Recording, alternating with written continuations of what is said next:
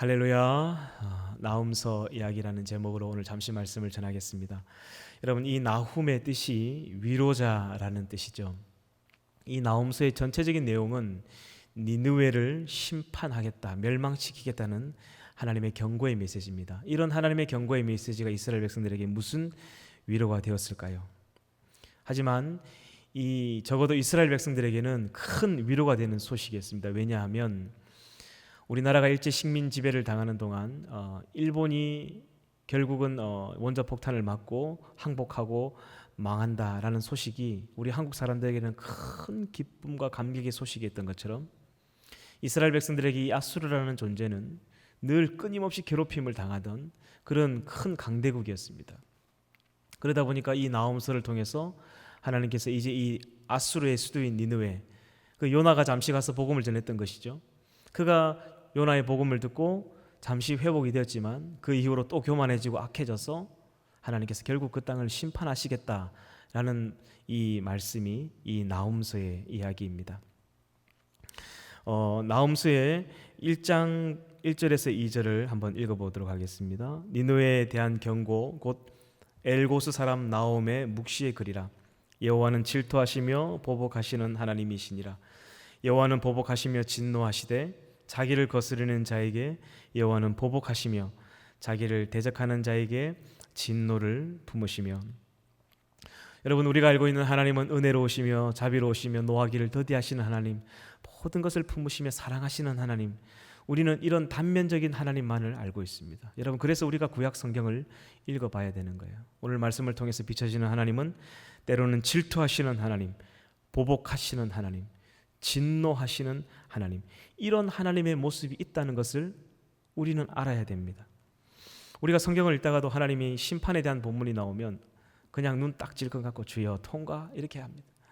그리고 하나님이 징계하시고 막 징벌하시겠다는 이야기가 나오면 주님 보복하시면 안 됩니다. 아시겠죠? 네, 알았죠? 하면서 우리는 그냥 그렇게 그런 본문들을 넘겨버립니다. 어떻게 보면 우리의 입맛대로 우리는 신앙생활하고 하나님을 믿고 있는지도 모릅니다. 전 세계적으로 역사상 가장 위대한 신학자라고 불렸던 존 칼빈이 이런 이야기를 했습니다. 성경을 부분적으로 보면 하나님을 믿는 믿음은 온전하지 않다. 성경도 안 읽어보고 믿는 신앙은 미신에 가깝다. 타락한 인간의 마음이야말로 우상 제조 공장이다. 여러분, 존 칼빈이 이런 이야기를 했습니다. 우리가 신약 성경만을 좋아하고 구약 성경을 읽어보지 않는다면 하나님은 사랑이 많으시고 노하기를 더디하시고 그저 모든 것을 용서해 주시는 이런 하나님의 한쪽 면만을 보는 거예요. 그러나 하나님은 공의로우시며 죄라는 것은 결코 묵과하지 않으시는 하나님이라는 것을 우리는 구약 성경을 통해서 알 수 있죠. 여러분, 십자가를 보면 분명히 알 수 있습니다. 하나님은 이 죄에 대해서 단호하신 분이에요. 얼마만큼 단호하시냐? 사랑하는 자기 자식을 십자가에 매달아 그 피를 뿌려서라도 이 죄의 문제는 해결하기 원할 만큼 하나님은 이 죄에 대해서는 정말 공의로운 분이라는 것이죠. 이런 하나님의 모습이 있다는 것을 우리는 기억해야 됩니다. 존 칼빈이 타락한 인간의 마음이 우상 제조 공장이다라는 이야기를 했습니다. 이 말의 뜻은 단순히 우상을 만들어서 거기 섬기는 것만 우상 숭배가 아니라 내가 성경을 읽어보지 않고 하나님은 이런 분이겠지 하면서 오물딱조물딱 하나님을 내 상상으로 만들어서 그런 하나님을 믿고 있다면 그것 또한 우상을 섬기고 있다라는 것이죠. 그러니까 성경을 읽어보지 않고 하나님을 믿는 것은 이건 미신에 가깝다라고 존 칼빈이 이야기했다는 것입니다. 여러분, 대개 이런 오류는 교회를 오래 다닌 분들이 이런 착각을 많이 합니다. 한평생 신앙생활을 해봤지만 성경을 읽어보지 않고 그냥 자기 생각 속에 하나님을 믿고 살아갑니다. 자기가 생각하는 하나님이 이런 하나님인데 갑자기 하나님께서 고난을 주시거나 힘들게 하시면 하나님 왜 이러시지 하면서 하나님 이런 분 아닌데 하면서 이런 하나님의 모습을 모르는 거예요. 그래서 내 머릿속에 이렇게 하나님을 오물짝 쪼물짝 만들어서 이렇게 머릿속에 넣고 다니는 거예요. 그런데 이 머릿속에 있는 이 하나님을 빼가지고 성경의 하나님과 비교해보면 안 맞다는 거예요. 이 존 칼빈의 이야기입니다. 그러니까 우리가 성경 66권을 통해서 보여지는 하나님의 모습을 통해서 말씀을 읽고 그 말씀을 통해서 보여지는 그 하나님의 모습을 우리가 바로 볼 수 있는 눈이 있어야 된다는 것이죠. 3절 말씀을 보겠습니다. 3절 말씀. 여호와는 노하기를 더디하시며 권능이 크시며 벌 받을 자를 결코 내버려 두지 아니하시느니라. 여호와의 길은 회오리 바람과 광풍에 있고 구름은 그의 발에 티끌이로다. 여기 3절 중반부에 보면요, 하나님은 죄를 짓고 벌을 받을 자를 결코 내버려 두지 아니하신다 말씀하시죠. 하나님은 때로는 용서하지 않는 하나님이라는 걸 기억해야 됩니다. 그래서 우리가 성경을 부분적으로 보면 안 되는 거예요. 구약 성경도 두루 보고 신약 성경도 보고 성경 66권을 통해서 보여지는 하나님을 우리는 두루두루 이해해야 됩니다. 그래야 그게 진짜 믿음이 되는 거예요. 그게 진짜 신앙이고 정말 바른 하나님을 믿고 있다 말할 수 있는 것입니다. 여러분, 이 존 칼빈이 500년 전에 이런 이야기를 했다는 것이죠. 존 칼빈이 500년 전에 이 설교를 할 당시에 그 앉아있던 교회 성도들은 대부분 글자를 모르는 사람들이었습니다. 그럼에도 불구하고 그들에게 성경을 읽어야 된다는 이야기를 했다는 것이죠. 여러분, 존 칼빈 주석이 있는데 그 존 칼빈의 주석은 이 존 칼빈이 자기 교회를 목회하면서 창세기부터 요한계시록까지 단 한 절도 빠지지 않고 설교를 했던 것을 이 주석으로 모았습니다. 근데 그 500년 전 존 칼빈의 설교는 지금 CTS나 극동방송이나 CBS를 통해서 나오는 유명한 목사님들 설교보다 딱 수준이 10배가 높습니다. 10배. 글자를 모르는 그들에게도 그 설교를 굉장히 쉽게 하진 않았다는 이야기예요. 500년 전의 칼빈의 이야기지만 정말 맞는 이야기인 것 같습니다. 그래서 성경을 반드시 읽어보고 그 말씀을 통해서 보여지는 하나님을 믿어야 그게 진짜 신앙이라는 것입니다. 8절을 우리 함께 보겠습니다. 8절. 그가 범람하는 물로 그것을 진멸하시고 자기 대적들을 흑암으로 쫓아내시리라. 이 8절에 보면 그가 범람한 물로 그것을 진멸하신다는 말이 나오는데 여기에는 두 가지 의미가 있습니다. 이 두 가지 의미는요, 첫 번째는 실제로 612년에 이 아수르와 비슷한 힘을 가진 당시에 바벨론이라는 군대가 있었습니다. 지금 미국과 중국 같은 그런 양대 상인맥 같은 국가였죠. 실제로 612년에 이 아수르의 느부갓네살 왕을 통해서 하나님께서 아수르를 끝장을 내십니다. 실제로 심판하시죠. 그리고 또 한 가지는 뭐냐면 물로써 그것을 하나님이 범람하게 하시고 심판하셨다라는 이야기가 나오죠. 근데 실제로 하나님께서 이 어마어마한 니느웨 성, 요나가 사흘 길 동안 돌아도 다 돌지 못하는 그 넓은 성, 어마어마한 그 성을 심판하실 때에 이 물로 범람하게 하셔서 사막의 모래를 끌어와서 그 니느웨 성 꼭대기가 그 사막의 모래에 묻혀버릴 만큼 하나님께서 평토 작업을 해버릴 만큼 하나님 심판하셨다는 거예요. 그 느헤미야의 교만을 하나님께서 땅바닥까지 낮추셔가지고 그 성벽 꼭대기에 동물들과 짐승들이 걸어다니게 만들겠다 하셨는데 실제로 그렇게 하셨습니다.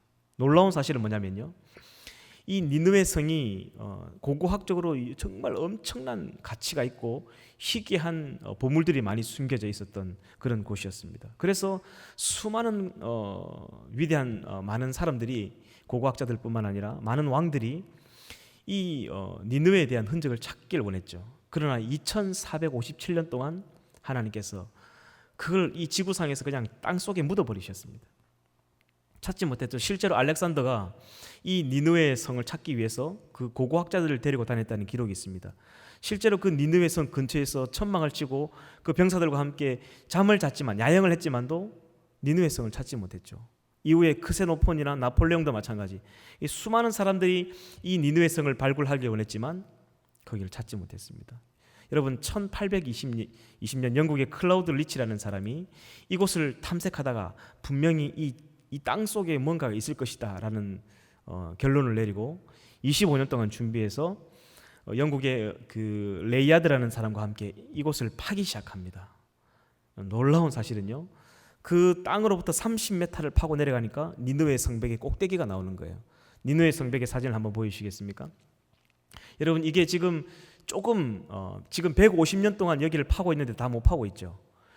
이게 니느웨 성의 입구입니다. 성벽의 높이가 땅 위로부터 70m입니다. 그러니까 하나님께서 이 땅 밑에 100m를 그냥 숨겨 놓으셨다는 거예요. 파묻어 버렸다는 거예요. 그리고 이 성벽의 뿌리가, 땅 밑으로 숨겨져 있는 뿌리가 또 30m예요.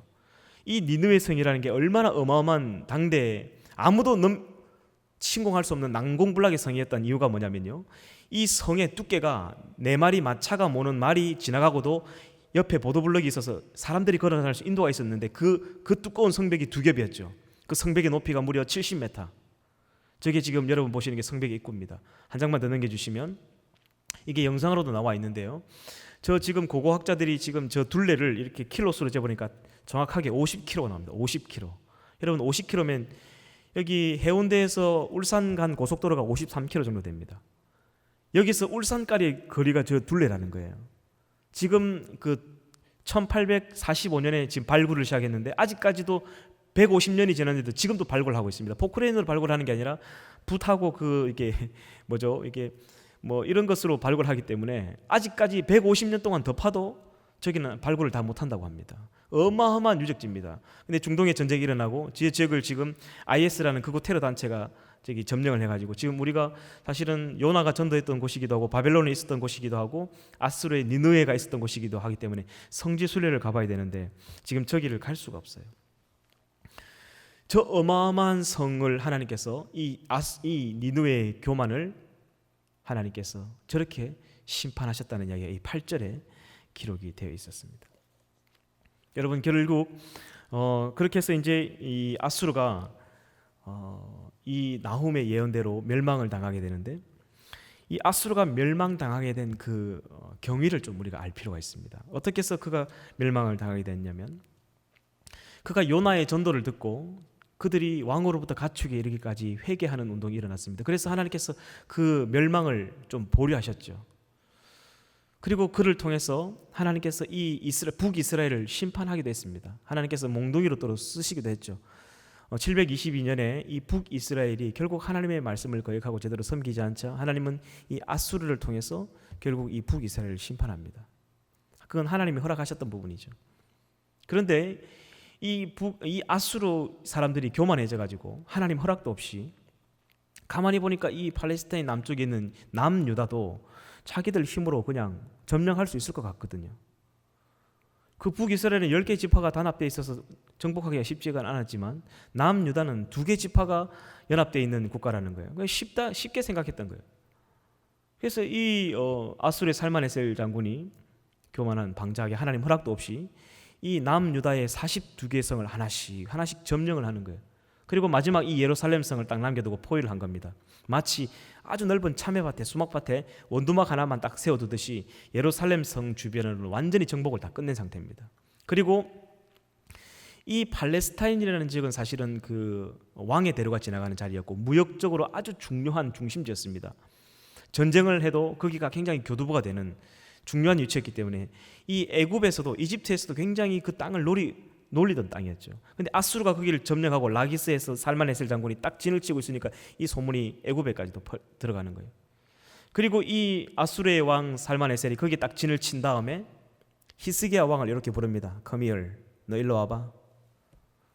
그래서 이 예루살렘에 있던 히스기야 왕을 불러가지고 한다는 이야기가 야 임마 너 가만 듣자 하니까 이 주변의 팔레스타인 국가와 연합해가지고 지금 나를 배신했어? 너 죽을래 살래? 하니까 이 히스기야가 막 겁이 나가지고 벌벌벌 떨면서 제발 살려주십시오 하면서 막 빌죠. 그래? 살고 싶으면 가서 금 1톤과 은 10톤 가져와. 이렇게 합니다. 여러분 금 1톤이라는 것은요 상상을 초월하는 금액이죠. 우리나라가 97년대 IMF가 터져서 금 모으기 운동을 했는데 전 국민이 다 모아도 1톤이라는 금을 못 모았습니다. 여러분 이스라엘은 불과 강원도만한 나라예요. 우리나라 전체보다 아주 면적이 좁습니다. 놀랍게도 금 1톤을 가져오라니까 히스기야가 하나님을 섬기는 이 왕이 그게 무서워가지고 그 이방 왕에게 가서 싹 금을 갖다 바치는데요. 자기 내탕고 왕궁에 있는 내탕고를 다 긁어내고 그것도 모자라니까 하나님의 성전에 있는 은과 금 기물을 다 가져갑니다. 그것도 모자라니까 그 솔로몬이 세울 때 그 성전 기둥에 있던 금을 다 뺏기죠. 그래가지고 1톤을 순식간에 만들어가지고 그 왕에게 딱 갖다 바치는 거예요. 그걸 받고 살마네셀 장군이 땡큐 하고 집에 갔을까요? 당연히 안 가죠. 저라도 안 갈 것 같습니다. 제가 살마네셀 장군한테 왜 안 가냐고 물어보니까 대부분 이렇게 금 1톤을 가져오라 하면 아이고 좀 봐주십시오. 우리가 돈이 없습니다. 금 500kg로 하면 안 되겠습니까? 이러면 한 대 두드려 맞고 그래 500kg로 협상하자 해서 겨우겨우 이렇게 가져오는데 1톤 가져오라니까 순식간에 가져와 버린 거예요. 뭐라고 생각했을까요? 분명히 저 예루살렘 성 안에는 엄청난 금이 더 있다. 누가 봐도 안 가죠. 저 같아도 안 갑니다. 히스기야가, 여러분, 우리가 알고 있는 히스기야는 사실은 그가 기도해서 15년 동안 생명을 연장받아서 그는 기도의 사람이고, 우리나라의 청와대에서 조찬 기도를 하면 정월 대보름에 늘 히스기야 본문을 가지고 설교합니다. 그래서 저는 조찬 기도를 별로 좋지 않은 기도라고 이야기합니다. 히스기야는 사실 젊었을 때는 하나님을 잘 섬겼지만 나이가 들수록 그는 줏대머리가 없었어요. 하나님을 제대로 신뢰하지 못했죠. 그래서 이 신 저 신 이런 왕 저런 왕에게 기웃거리면서 하나님이 있는 성전에 금을 다 갖다 팔아바치고 믿음 다 팔아먹고, 그러니까 순진한 그런 왕이었던 것이죠. 눈치도 없이 이런 일을 했던 것입니다. 그렇게 하니까 이제 이 살만에셀 장군이 가지 않고 딱 진을 치면서 랍사게라는 신하를 보내가지고 시비를 겁니다. 하나님의 그 예루살렘 성전 앞에서 여호와 하나님을 모독하죠. 우리의 대변을 먹을 놈들아, 우리의 소변을 먹을 놈들아 하면서 여호와라는 신이 누구일래 대왕 아수르의 손에 너희를 구원하겠느냐 하면서 그들이 하나님의 자존심을 건들죠. 겁도 없이 말입니다. 그러니까 이제 히스기야가 이제 금 줬는데 안 간다고 하면서 막 이제 울며 짜면서 이제 어떻게 할까 고민하다가 그제서야 이사야를 찾아갑니다. 하나님의 사람 이사야예요. 큰일 났습니다.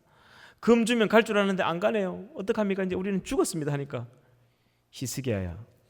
이사야가 그렇게 하죠. 아이고 왕이여, 그 믿음은 어디가 다 갖다 팔아먹고 이렇게 애처럼 안절부절 못하고 있습니까?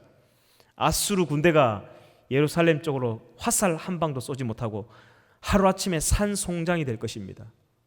그렇게 하고 그들은 물러갈 것입니다. 왕이여 걱정하지 마십시오 하니까 그걸 어떻게 믿냐고. 그 믿음이 없으니까 그걸 믿지 못하는 거예요.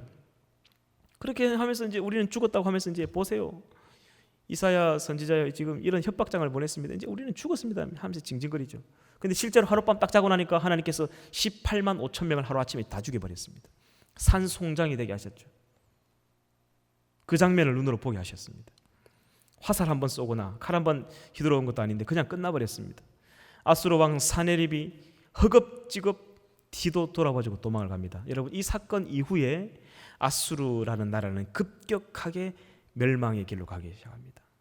하나님의 허락도 없이 이 유다를 점령하기 시작하고 막 교만해져서 자기 힘으로 뭔가를 해보려고 했는데 하나님의 이름을 모독한 그 죄로 이 지구상에서 흔적을 하나님께서 사라지게 했다는 것이죠. 이 시기에 오늘 함께 읽은 이 나훔 선지자가 나타나가지고 이렇게 설교하는 거예요. 여러분 걱정하지 마십시오. 하나님께서 저 아수르 니느웨의 악이 가득 차여서 하나님께서 심판하신답니다. 두려워하지 마십시오. 이런 이스라엘 백성들이 위로의 메시지를 전하는 시기가 바로 이 시기였다라는 것입니다. 여러분, 결국 이사야의 예언과 나훔 선지자의 말대로 주전 612년 바벨론 느부갓네살 왕이 올라와서 이 아수르의 수도인 니네를 완전히 멸망시켜 버립니다. 그리고 여러분, 이 나홈서에는 다른 이야기는 없고 니느웨가 이제 이렇게 교만방자하여서 결국 멸망당한다는 내용이 담겨 있죠.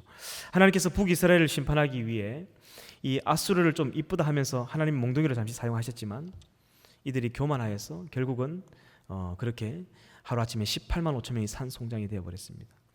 이제 이 장면을 보고 히스기야가 병이 납니다. 당연히 병이 나죠. 하루아침에 죽을 저 사람들을 위해서 자기 내탕고에 있는 모든 금을 다 갖다 바치고 하나님의 성전의 기물을 다 갖다 바치고 그러니까 자기는 이제 속이 상하고 병이 나는데 척추가 썩어 들어가는 병이 들립니다.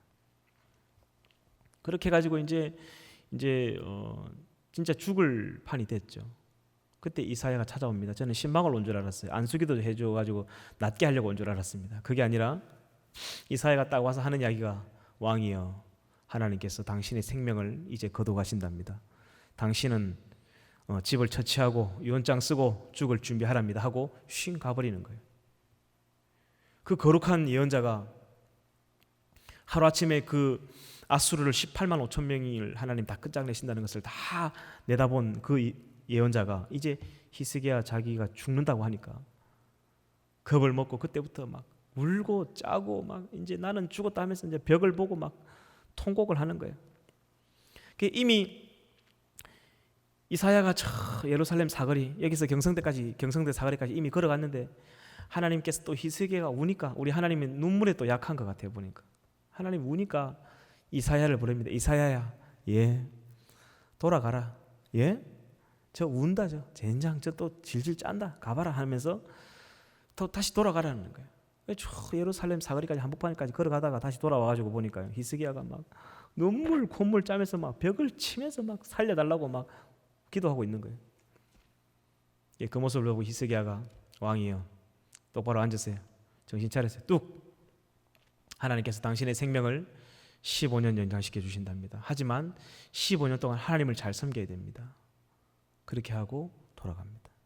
그래서 히스기야가 그 15년의 생명을 연장받게 되었던 것이죠. 이런 문제는 뭐냐면요, 제가 생각할 때는 그 15년 전에 죽었어야 됐습니다. 그 15년 생명을 연장받은 기간 동안 어떤 일들이 벌어지냐면, 자기가 그동안 결혼했지만 들여다보지 않았던 헵시바, 자기가 미워했던 여인을 자기 다시금 아내와 함께 동침을 하게 되고 결국 므낫세라는 천하의 악한 왕을 낳게 됩니다. 여러분, 하나님께서 이 므낫세라는 왕 때문에 구약 성경이 끝날 때까지 예레미야서를 보면 두고두고 이 므낫세가 저지른 그 죄악을 하나님 잊지 않으시죠. 그 화를 참지 못하십니다. 이 므낫세 왕이 저지른 그 죄악들 때문에. 이게 이 히스기야가 15년 생명을 연장받은 기간 동안 일어났던 일이죠. 15년 전에 죽었어야 됐습니다. 그리고 이 기간 동안 어떤 일이 벌어지냐면요, 당시에 이 아수르와 쌍벽을 이뤘던 이 바벨론이라는 나라가 항상 이 아수르와 약간 숙적의 관계였는데, 이 아수르가 어느 날 이 남유다를 점령하러 갔다가 패망하고 돌아갔다는 소식을 들으니까 이 바벨론에 있던 무르닥 발라데라는 왕이, 야, 히스기야 저 쌩갑다 하면서 히스기야하고 동맹을 맺으면 어떻게 해서 이 아수르를 무너뜨릴 수 있겠다, 이런 생각이 들어가지고 사신을 보냅니다. 이 바벨론이라는 큰 제국에서 이 남유다의 히스기야 왕과 화친을 맺으려고, 이게 이제 협력을 맺으려고 이렇게 사신을 보내요. 그런데 사신들이 그 예루살렘에 와 보니까 소문을 듣자 하니까 전쟁 한번 하지 않고 하루아침에 여호와 하나님이 18만 5천 명을 의문의 죽음으로 다 죽여버렸다더라. 히스기야가 센 게 아니었다. 그리고 히스기야는 지금 병들어 죽을 판이다. 이런 소식을 이 사신들이 들은 거예요. 그러자마자 그 소식을 듣고 이들이 그 사신의 정책을 딱 바꿉니다.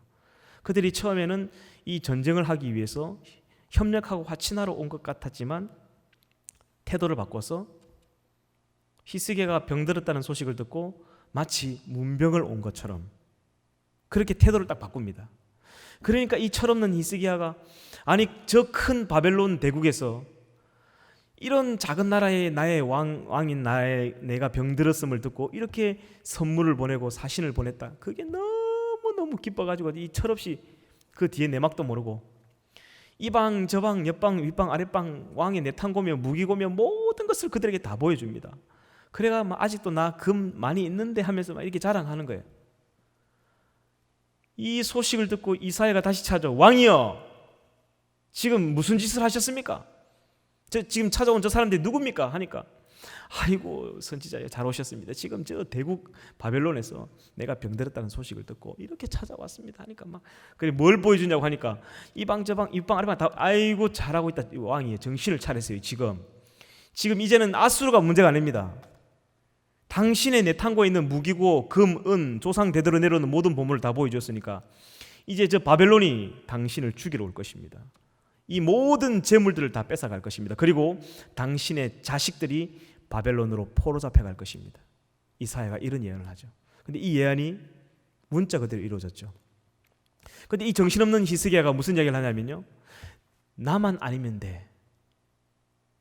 여러분, 이게 히스기야예요.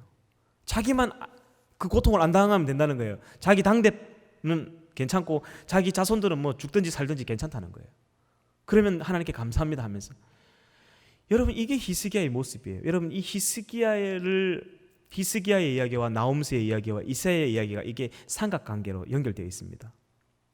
우리가 성경의 역사서만 읽다가 성경 제일 뒤에 있는 예언서를 따로 읽고 이걸 따로따로 보면 이게 보이지 않아요. 성경을 100번씩 읽어도 이게 보이지 않습니다. 하지만 성경의 역사와 함께 이 구약 마지막에 있는 예언서들을 같이 읽으면 이런 것들이 보이는 거예요.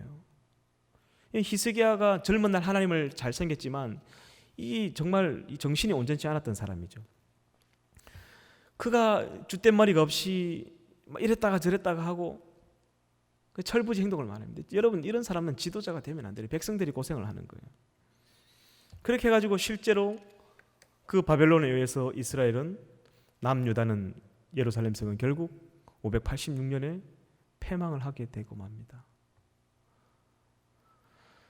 여러분, 한 나라의 지도자가 된다는 것은 오늘 말씀을 보고 있는 분들 중에 어떤 회사도 마찬가지고 직장도 마찬가지고 지도자가 된다는 것은요, 착하기만 해서는 안 됩니다.